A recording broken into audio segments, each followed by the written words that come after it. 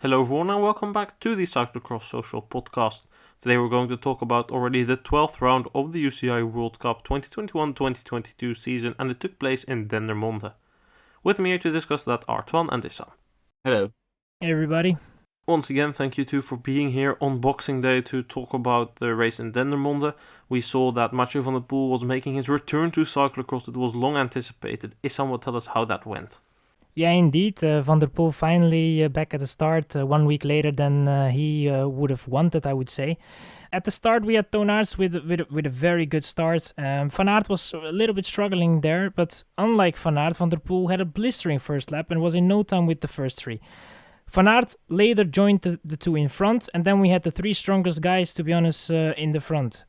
The three were not the big three, because it was not really the race for Pidcock, who struggled with a tough parcours, would only finish 8th. The three up front were having a great battle, but from the three it was clear that the two were a little bit stronger. And with the two, I mean Van Aert and Van der Poel. Toon Aert would eventually only finish 3rd, very strong race. Van der Poel was trying to bring up the fight to Van Aert, even overtaking him from time to time, but was only able to bring that fight up till lap 4, where Van Aert, little by little, was growing the gap to Van der Poel. The gap went from 5 to 10 seconds to 20 seconds, and eventually at the finish line it was 49 seconds for Wout van Aert, who wins 4 out of 4 races this season, a winner in Dendermonde, and a strong second place for Van der Poel, who was just not really there, not really able to bring up the fight to Van Aert till the last part of the race. And Toon Aert's a very strong 3rd place, making sure that Van der Poel had to keep going and had to fight for that 2nd place. Let's get straight into that return of Mathieu van der Poel. That blistering start, of course. He didn't miss his start to his cyclocross season, that was for sure. What did you guys think of the first race of Mathieu? I expected a couple of things from him. So, like, for example, the thing that he was a bit struggling from time to time in a corner. You were seeing that, not everything was going as smooth. But then again, it's the superclass of Van der Poel being there. Like the first lap, it didn't phase him being starting from the 3rd row. We have seen that a lot of guys struggle starting a little bit further back. This is obviously not a parcours that suits him a lot. He doesn't really like Dendermonde. Obviously today it was a little bit less tough, but still very tough in a way, as you could see as well with the results and the gaps that were made today. So I think that his running was not really there, but that was never his best discipline in a way. So I think overall it's a very, very solid result and definitely something to build on, especially if you consider his preparation for it. I think Van der Poel looked very good on his return. Good start, but wasn't quite able to persist with it. Probably not really finding a parcours that he loves with the amount of power that you have to put out. But I think it's just a good return to cyclocross, getting 2nd place behind Van Aert. In Dendermonde, it's really no shame. It really is more of a Wout van Aert parcours, especially when it rains this much. So, yeah, good stuff all around, and hopefully it will be better in Heusden-Zolder. Yeah, no, I agree with that, because I did expect Van Aert to win. We said it in our preview podcast that, or at least Issam and I thought that the parcours would suit Van Aert the best, and it did. It was not as muddy as last year. The parcours had been redesigned a bit. Still not a huge fan, but we might come and talk about that a bit later. But what could I see with Van der Poel today? I think his technique was still a bit rusty in the beginning. He made a couple of mistakes. You could see him improve that already during the race, but I personally think that he still has room for improvement on his technique, and that's also kind of normal. Issam, what do you think? Did you also think that Van der Poel was still a bit slower in the corners than usual?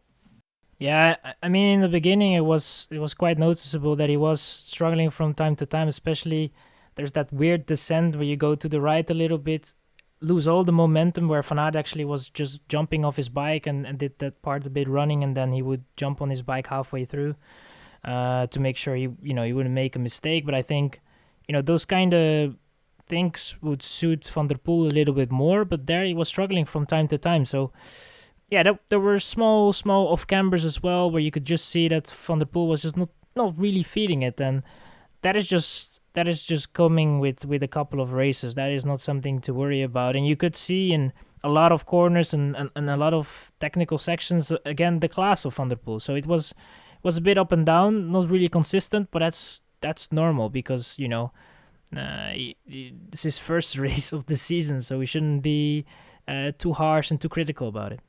No, that's not the thing I'm most critical about. I think that Van der Poel did a good race, and in the beginning he was able to keep up with Van Aert for quite a while, but he kept making one mistake, and that was changing in the second pit zone. That was so much slower, and he did lose the connection with Van Aert due to that. I mean, in the end, no, it wouldn't have mattered. Van Aert was the strongest, especially on the running sections. We'll come to that a bit later as well. But Van der Poel changing in pit 2, it wasn't the way to go. Toon Aert started changing in pit 1 as well after he saw how fast Van Aert did that. Because in pit 2 it was so muddy that if you changed there you needed to run, whilst if you kept riding you could... Well, if you didn't go in, I mean, you could keep on riding and then you could power up the bridge, where if you were walking you needed to walk all the way there. And, I mean, I don't understand why Van der Poel didn't switch that. I mean, in the end, okay, it wouldn't have mattered. But at the moment, it was very weird. Aerts did see that. The team manager Sven Nys also saw it and told him to do that. So I personally think that that was a bit of a weird decision by Mathieu, because we could see it every lap. He lost like a couple of seconds there by changing on that side. Yeah, it reminds me of the Olympic mountain bike actually race that he rode as well, which like he was so stubborn in a way and like not really looking at what other people were doing and saying, like concerning the plank there, and he just in the race went the wrong way and it cost him any chance at the win there. And today again, it probably didn't cost him the win, but it cost him maybe a bit more joy in the way that he could have kept up with Wout van Aert longer, and that's always fun. About Wout van Aert, what did you think of his race? He did what he was supposed to do today. He was supposed to win in muddy conditions in Dendermonde, and he managed to do it. So good day by him, and just continuing with what is a very good season, and hopefully this will lead to him deciding to go to the World Championships. Yeah, I hope so as well. He had a bit of a bad start, or a slow start, I must say. It wasn't quite as aggressive as Van der Poel, but nevertheless he got into a rhythm, moved towards the front, very consistent, not a lot of mistakes, just overall very solid. He obviously had the running advantage, and I think that really made the biggest difference. Toon Aert was quite able to keep up with him in the beginning, but Van Aert was able to keep that running pace consistently high throughout the rest of the race. Aert and Van der Poel not as much, and of course on these real flat power sections Van Aert was just a bit stronger than Van der Poel. And in all honesty, I think that if Van Aert wouldn't have won against Van der Poel on this parcours at the first race of Van der Poel, Van Aert should be a bit worried about the rest of the season. Issam, what did you think? Yeah, maybe. I think that Van Aert obviously has an advantage in a way, starting his season just a little bit earlier. And we could see that Van Aert obviously is in a very good shape. This is a parcours that lies him a little bit more, where you have to go on and off your bike a little bit more, where you have to run a little bit more. It's, technical in a way, but not really. So all the advantages were there, but then again, you need to do it in a way. So I think that normally Van Aert should have won, and that happened. He was the stronger guy, and yeah, I think that the races that are coming up are going to give us a clearer view of how the difference really is, because I think especially with Zolder coming up, that is going to be a race which is going to be a little bit faster. That Van der Poel is going to have a little bit more rhythm going into that. I want to see what's going to happen there, because I think that one is going to be a little bit more interesting than this one. I agree that tomorrow will probably provide us with more exciting racing, although the first half of the race was pretty entertaining, not the least because Toon Aert was putting up his A-game there, being able to keep up with Van Aert and Van der Poel, leading from well to well. That was sometimes a bit questionable why he was leading on the start-finish straight, for instance, but nevertheless, I think that Toon Aert put in a monumental ride today to end third, just 20 seconds off Van Aert or off Van der Poel, and then of course the gap to Van Aert was 1 minute 20 in the end. But still, Van Aert's clearly a lot better than all of the other riders that have been around the entire season. He had a more than half a minute gap towards Vanthournhout, and if you look behind, then Herman's almost a minute down already. So I think a very good performance by Toon Aert today. I think you see when it gets to like more traditional sort of cyclocross weather, when it gets really cold, when it gets muddy, and we get there, like Aerts is just really good, and he is one of the better riders, if not the best, outside of Van der Poel and Van Aert. And I think today he's shown that once again, and it's just, I don't know, it feels a bit unfortunate that at the start of the season he loses so much ground to Easybeat when they aren't there yet. Yeah, but it probably has to do with how he decides to plan his season, because look at it, Mette Penninger was on the TV today. He said he was happy about the season, winning against Van der Poel and Van Aert is so hard that he's happy that they already collected wins in the beginning of the season. That's what Mette Penninger wants. Mette Penninger wants to get the wins in, show his sponsors, look, we have the best riders outside of Van der Poel and Van Aert, and when they are there, well, it doesn't really matter, for him at least. The third place is as good for him as sixth place. Well, of course, he would prefer to have that third place, but he doesn't really bother being behind these riders. If we look at the team of Balois Trek, they want to be the best. They want to fight against the best. This is the busiest period, and they want to be at their best now. And that's what they want. So I think it just has to do also with sponsors' interest. Mette Penninger is much more focused on the Belgian market. That's also why Schweig rides these lower level races, the ATF series, and doesn't go for all the World Cups. On the other hand, Nijs really wants to show with his team, also because the interests of Trek are much bigger than the Belgian market. They want to show when the whole world is watching, what you get now because Van Aert, Van der Poel and Pidcock are participating. That's when they want to show who they are. And now they want to show that Toon Aert is the best. And from all those people who tuned into their first race today or in Boom, well, I don't think they will really know or bother that Iserbeat already won 12 races at least this season. So I think it has to do with that.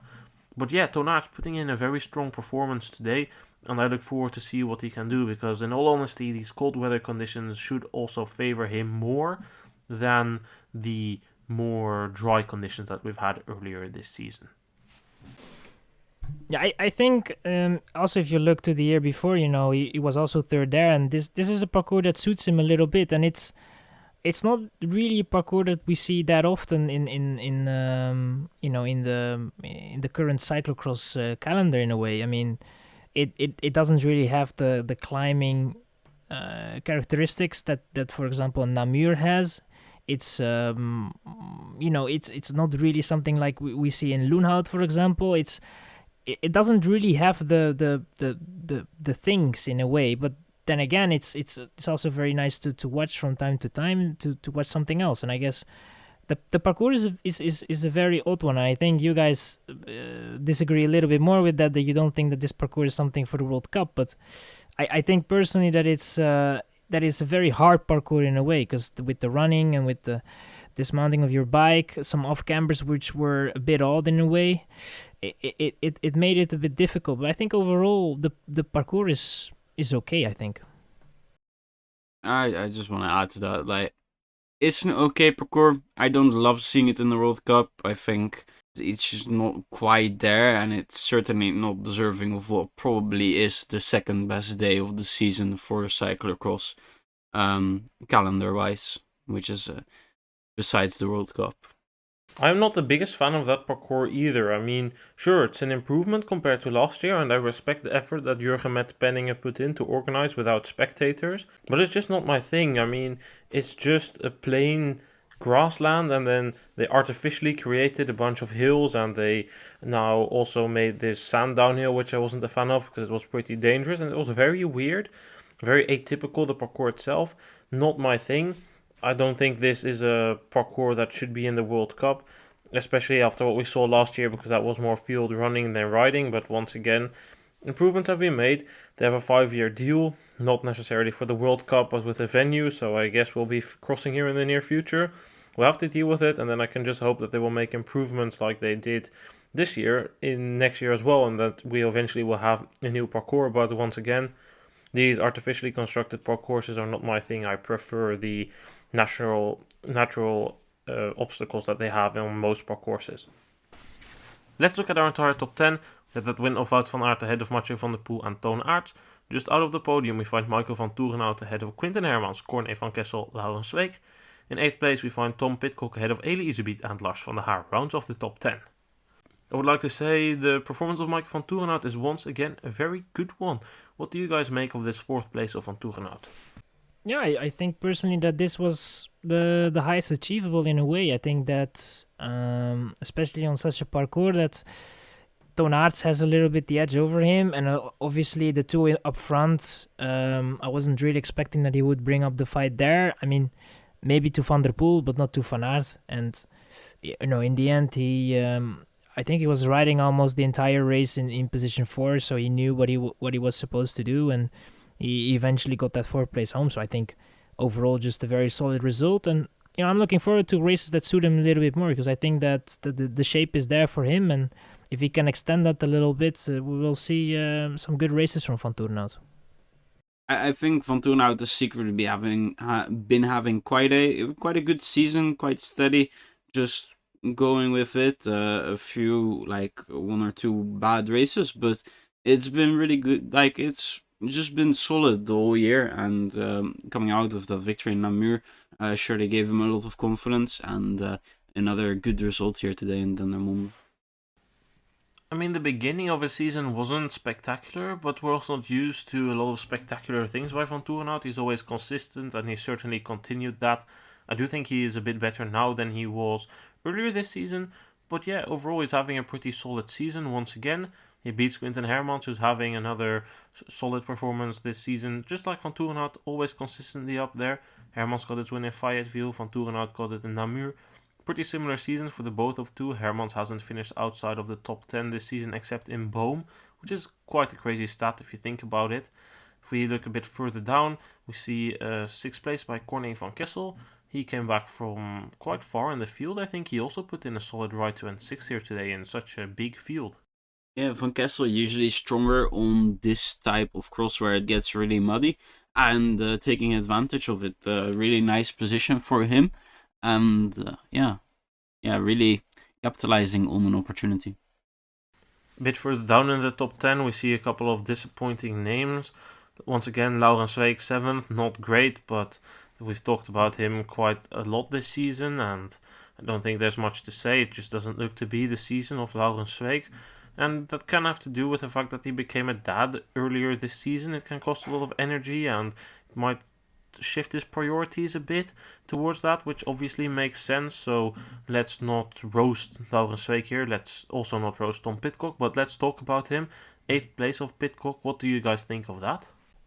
It's easy to say that we did expect him to be this far off in a way. It's that would be a bit too easy, because obviously if you can take the results of last year, and that he DNF didn't even finish the race, and there is not a very nice relationship between Dendermonde and Tom Pidcock, but I would lie if I said that I didn't expect a little bit more, and I think that from his nature he must have been feeling the same, but it was just not really his day. He never really came into. It came a little bit into the front in the first lap, and then from there on he settled very nicely into the position.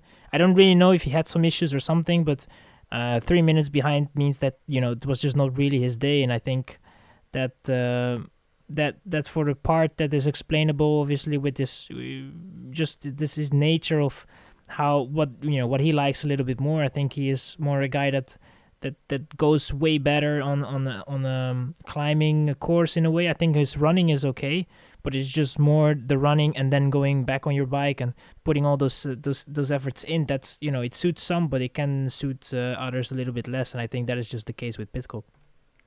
Yeah, I think this is certainly not a parcours that suits Pidcock. Last year, he, of course, had the DNF, as Issam said, so in a way I was not surprised to see him this far back, and it's an improvement compared to last year. I mean, the conditions are not comparable, so we can't make the comparison. Last year, Van der Poel was 3 minutes down here, and now he's only 1 minute down, 2 minutes improvement. Great stuff.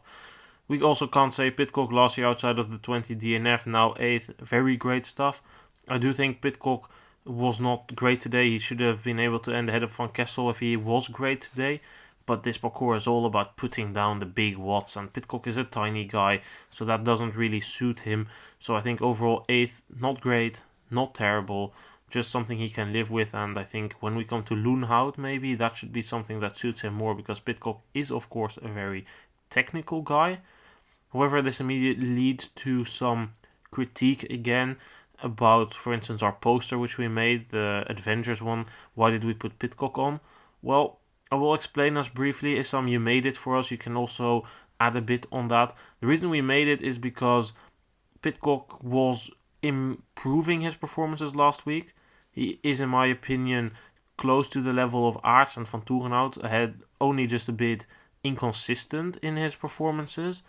But I do think that Pidcock, in terms of reputation, and that's the main reason, is at just below the level of Van der Poel and Van Aert. What I see, at least from our podcast and Instagram and stuff, is that when we post about Pidcock, people get interested. Pidcock joins the cross, the viewing figures go up. And that's also, in my opinion, why Pidcock deserves, well, the term big three can be interpreted in different ways. In terms of performances, he's not at the level of Van Aert or Van der Poel.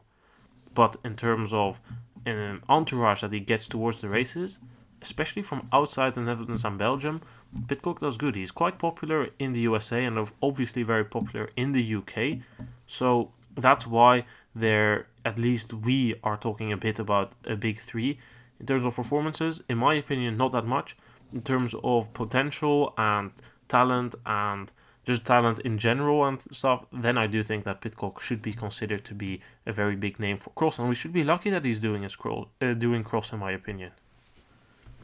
Yeah, I think if you look at like performance, purely on that, then you're gonna be like, oh yeah, but sometimes he's up there, and then sometimes he's not. Like today, for example, I think that it's what you were trying to say, and what I also think is it's the talking point. If for example, Pidcock, is the only guy that goes to Dendermonde, and it's the others that are there, then everybody would still be talking about how Pidcock will do in a way. And I think, especially somebody that won a gold medal in the Olympics, I think there is no one in the field that has done that, winning a gold medal in the Olympics, or even winning a medal. Oh no, Van Aert obviously, but then it's. Those guys, they bring something, and everybody talks about them, and it's they are part of the three in a way. And I think obviously we had the two with Van Aert and Van der Poel, and I think that Pidcock eventually will be able to join the three, and that in terms of what they bring, their value, that he can be counted as one of the three. So if you talk about performance right now, I can agree on the fact that he's not part of the three, but that will eventually come. And in terms of entourage and what he brings, I think he's definitely one of the three. And you shouldn't forget, Tom Pidcock, the guy is only 22. He just started his first actual season of being part of the men's elite category. He just moved up earlier because he is that good, and he isn't winning races like Van der Poel and Van Aert were doing at his age, because he is fighting against their peak, which is just incredible. And they were having to fight against pretty good riders, but also riders that were already nearing their end of their careers and already maybe a bit over the top, and guys that can't quite keep up right now. They had an opportunity and they took it, and I think Pidcock, if you remove those two, he's really he would have won many crosses already. He's a very good rider, and I can't wait to see what he brings to the table in 5 years' time. Palmarès-wise, I wouldn't be too surprised if there's a world title on there. I can only agree with that, because there's so much potential in him. And when Iserbyt made the step to the elite in Belgium, there was also quite some hype, and there's still always a bit of hype around Iserbyt. Oh, can he bring the fight towards Van der Poel and Van Aert this year? So far, that question has convincingly been answered with no every year, but still it's there. And outside of Belgium, they care more about Pidcock, and obviously his very successful road season and his very successful mountain bike campaign this year have only added to the hype that's created around him, and I look forward to seeing him in the future as well. He did beat Iserbyt today. I already just mentioned him. Iserbyt could have won the World Cup today. Didn't work out, but I think we also have to conclude, outside of the form that Iserbyt has now, this parcours also doesn't suit Iserbyt, I think. I mean, if you look at the total picture of the guys in 8th, 9th, and 10th place, right, it's Pidcock, Issam, and Van der Haar. The average length between them, it's 168. Like, they aren't made for parkour like this. They're not gonna enjoy the running times because they're gonna lose quite a bit. Of course, maybe earlier in the season, Issam is able to compensate a little bit more for it. The same for Lars van der Haar, but it's just very normal, I think, today that they struggle. I definitely agree. It was also quite cold today, and tiny riders tend to struggle when it's cold, so no surprise to see him there. But nevertheless, his lead in the World Cup standings is still significant. It's still 85 points, so that means he is just coming a bit closer towards securing that overall in Hulst, which should be a better parcours for him. He needs to... he doesn't even need to outscore Vanthournhout. To stay in the fight, Vanthournhout needs to outscore Issam by 35 points, which is near enough impossible. That would mean Vanthournhout needs to win and Issam needs to end way outside of the top 10. So I don't see that happening. It's just a matter of time until he secures that overall win. Well, outside of the top 10, obviously some quite good performances. Ben Turner, 15th is decent. Meissen, just shy of a top 10 again in 14th. Saw a pretty decent ride by Curtis White who ended 17th, but I would like to give attention to one rider who has a great name, Felipe Timonto Nistrom Spencer from Costa Rica. He was obviously racing last week the World Cups in Rukve and Namur. Today he rode the World Cup in Dendermonde, which is his last race before he heads home back to Costa Rica. He has a great story, and I do think that deserves a bit of attention, Issam. Yeah, for sure. And I mean, there was a guy that came from very far. There was an article that was written by a Belgian newspaper where they were talking about his addiction with alcohol and also with some drugs, and that he had to come from a long way, even had a suicide attempt. So, he went through a lot, and then now to be, he is joining the podium with very professional athletes, and I think that he can only be proud of what he has achieved. And his goal is still, it's still not completely done, because I think he wants to do the World Championship in Fayetteville, and he is saving some money for that. So you can actually go to fund him, I guess, and you can go to the link and try to fund him there, because I think it's a very inspiring story in a way, and he really deserves a little bit of attention for sure.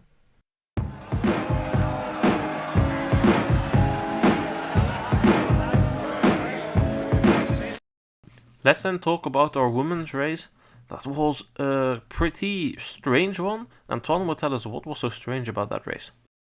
We had a very good start by a few Dutch women, most notably Shirin van Anrooy really taking up the fight in the first lap, and she would be joined by Denise Betsma, Manon Bakker, Celine Del Carmen Alvarado and Marianne Vos as they went through start-finish. Lucinda Band wasn't quite there as she struggled a bit throughout the first lap, but she would slowly but surely get going and catch up with the group and then proceed to drop them in the third lap. Clara Honsinger seemed to have a puncture and was even slower in kicking up the diesel, but she too would slowly catch up and then proceed to drop the group behind, and she would come very close because it was Brandt that went for a late bike switch, but it wasn't quite meant to be. Clara Honsinger finishing in second behind the world champion and Denise Betsma claiming the third spot. That opening part of the race was super weird. None of the riders were where we expected them to be. Brandt was behind. I mean, only Honsinger was where we expected her to be, around 20th place. But that didn't last long. Honsinger firing up that diesel, as Twan said. But what was going on with Brandt in that first part of the race? Because she had a bad start. She moved into second. Then was way back in 10th again. So what was going on there? I think it was just a few mistakes here and there, and they quickly piled up and got her a gap. Just really getting used to the course after the races that already had been ridden over it since the recons. I think it was a bit weird. I don't know fully what happened, but she was in second, and then we went into this sand downhill. It was a bit dangerous. We saw Yara Kastelein go over the handlebars there and DNF. We saw Rochette, who DNF the race, who we still don't know why, but she was on the left side and got into big trouble, lost 10 seconds there. And Brandt was in the middle, and she also was super slow, and she couldn't get into her rut. And it was sand that they imported from a beach, and it was super weird sand. It was the thickest sand I've ever seen. I mean, if you came in it, it would just slow you. You could only go in the rut, and otherwise you would have a problem. And I think that happened with Brandt, and then maybe after that she just lost the rhythm, was completely out of... She probably didn't know what happened there, and then she was frustrated or something because it just didn't look good for a while. But then once she kicked up again, then it all went well again. And I think overall we have to conclude Brandt was just simply the strongest, because once she got to their front, we saw the same Lucinda Brandt as we've been seeing for weeks. A super strong one, and I mean nobody would have been able to follow that Brandt. I mean, exception maybe of Honsinger, but Betsema was in the wheel of Brandt there. I once again don't think Betsema put a step wrong in this race. No, I think that Betsema indeed did what was the maximum in a way. It's always easy to say that you expect a little bit more, but I guess that this was a little bit it, and we knew that. I think the one that disappointed me the most was probably Marianne Vos, but I guess we will go to her a little bit later. But I think for Betsema it was. We knew a little bit what her level was. We knew that her level was definitely not going to be that she was going to bring the battle to a Brandt. So that is what happened, and nothing weird there. And in the end, just getting on the podium, making sure that she was just finishing ahead of Vos. I think Betsema did what she could. She said she decided not to follow Brandt because she knew that she would explode. Wise decision, because she probably would have. But yeah, Brandt is super strong. Betsema solid as throughout the rest of the season. But Issam, you said you were disappointed by Vos. I mean, I'm a bit surprised by that. I think I was a bit surprised by Vos because she was stronger than I expected. You were surprised because she was a bit less strong than you expected. But what did you expect for Vos here? Because I think that this is an anti-Vos parcours. In a way, yes, but it's still then you would assume that even if it's an anti-Vos parcours, like maybe it was a little bit in Fayetteville where also she managed fourth, you would still assume that maybe because the season is a little bit longer going and stuff, that she would be able to bring the fight a little bit on to Brandt, and maybe that was a bit false hope from my side, but I think overall that it was a solid result for sure, but. I didn't expect it, but I would say that I was wishing for a battle between Vos and Brandt, and that didn't came. But I think that we learn now that Vos is not really the one that can cope really well with Dendermonde, and I think fourth is still a solid result after all. I think the long power sections here were just not good enough for Vos. I mean, yes, she's a very good rider, very explosive, but overall, like we've saw it last year as well on the pure mud parcourses where it's purely about the power, she struggles, and that's what we saw today. So I think at some point she was running in 8th, still put in a very good final lap, definitely trying to not explode, unlike what happened with Capablanca Vache. So yeah, I think overall very solid race by Vos. Could it have been better? Perhaps, but once again, I don't think this suits Vos. It does, however, very much suit Clara Honsinger. Second place, just like last year. Twan, what did you make out of her race today? Again, looking very good. Just very unfortunate about that flat tire, because in the end she was quite close to Lucinda Brandt, and after the first lap she was actually in a really good position. She was on the wheel of Lucinda Brandt and only lost it because of that puncture. So I think it's another great race for her. Showing that she is indeed in shape. She didn't really have the greatest time in Namur, and I think it's exciting for the World Championships, because the World Championships courses, they always get ridden to pieces, like for example you saw in Valkenburg. Yeah, or like the parcours in Dubendorf, or basically wherever most of the parcourses get torn apart. Bogens are probably the only exception in recent history where that wasn't. About that puncture, it's not confirmation. I do agree that I suspect she had a puncture. She was running 11 psi after all, so it could well be a puncture, but I think the reason for her performance is that she was on our podcast, and I've heard a rumor if you come on our podcast you gain 20 watts, so yeah, I think that's definitely the reason that Honsinger was on fire today. But no, I agree that the world should shooter, interesting one that should be. And today, I mean, it's just once again that start, but she talked about it, it's just a lack of explosiveness. However, the 4-second gap is also a bit unfair to look at. Brandt was slightly faster than Honsinger throughout almost the entirety of the race, but then the final phase, Brandt made a bike change in the penultimate pit, and then Honsinger gained like 16 seconds or something because she was 20 seconds down. Bit arrogant in my opinion of Brandt to go for a bike change there to get the sponsors on the bike clean for the finish, because imagine if she would have crashed or there would have been something that gone wrong. 4 seconds, it's a margin of nothing. Yeah, but I mean, in the end, she had it in the bag, and you have to also credit the mechanics that have been there working the whole race. They have to be cleaning the bikes every lap, and they were changing every lap almost. So, in a way, it was maybe a little bit arrogant, but I don't think she had the margin to do that, I would say, because the 4 seconds in the end was because Brandt didn't put any effort in the last straight. So in a way it was done and dusted, the race. And even if Honsinger would have joined, I think in the sprint Brandt was able to cover her off. And as she said in the interview, she was having something, she had something prepared if Honsinger was able to get by. So I think in the end it was not really arrogant in a way or something. I think that it was quite ridden the race, and the gap was just a little bit too big for Honsinger to close in.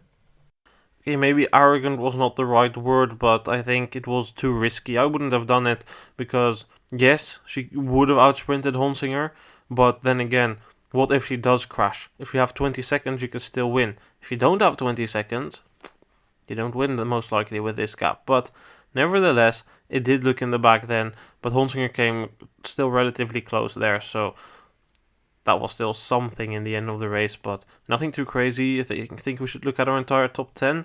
We had that win of Brandt ahead of Honsinger, Betsema and Vos. Then in 5th place we saw Shirin van Androoy ahead of Buck Pieterse. 7th place was Sanne Cant ahead of Catablanca Vars, Zelende Carmen Alvarado and Manon Bakker in 10th. Out of these names in the top 10, who was the biggest surprise for you today, Twan? I mean, seeing Manon Bakker up there for quite a long time, it was refreshing. It's been a while. Of course, last season she had amazing races, and this year it just hasn't quite been there yet. Unfortunately, that she fell back quite a bit, but the margins aren't that big for 10th place, 10 seconds more, and it's already looking a lot better in 8th. Yeah, a good race for Manon Bakker, and hopefully she can continue with just good starts, build confidence, keep in the groups, and see where the race goes from there. For me, the biggest surprise in the top 10 was Shirin van Androoy. She's also been suffering from bad starts in the most recent races. However, today she got her start right, and you see what it leads to. First under 23 rider on the day. Throughout the most recent weeks, the focus has been on Van Empel and Pieterse. Pieterse up there today, Van Empel having an off day, ending 11th. But Van Androoy took advantage of that. And that was something that was quite interesting to see in this race, in my opinion. Issam, I wonder how you think about this. But we saw the battle for third. It was quite open. At some point, Betsema was caught by Pieterse. Pieterse was into third. Pieterse then fell back. Cant at some point came relatively close, fell back. Vos came close, fell back. Was on the other way, Van Androoy and Vos, they came forward from the back. So that was quite interesting to see. Do you think that this maybe has to do with a bit of inexperience on the side of Pieterse and Vos, whereas Cant and Vos have more experience? Yeah, I think it's not even, I wouldn't even say experience, but it's just knowing from yourself what you're able to do, and be very honest with yourself. I think Vos was very honest with herself and knew that the pace that she was trying to force herself up onto was just a little bit too much. And Van Androoy is someone that I have seen in the races is very smart how she goes into a race. She's never the one that really pulls in a way. From time to time she does, and she's very aggressive from time to time as well. But yeah, I guess it was just very, you have to know what your battles are, and I think that is something Pieterse struggles a little bit this season. That's especially now that she was battling with Betsema for the halfway through the race, and you would then think that was going to be the battle for third. In the end, Betsema holds on to Vos and Van Anrooy, and Pieterse is all the way back into sixth. So it's small margins sometimes in a race that can decide, a podium from a P6 in a way. And it could have even been worse if, for example, Vos didn't do the same thing. Because, I mean, Vos was...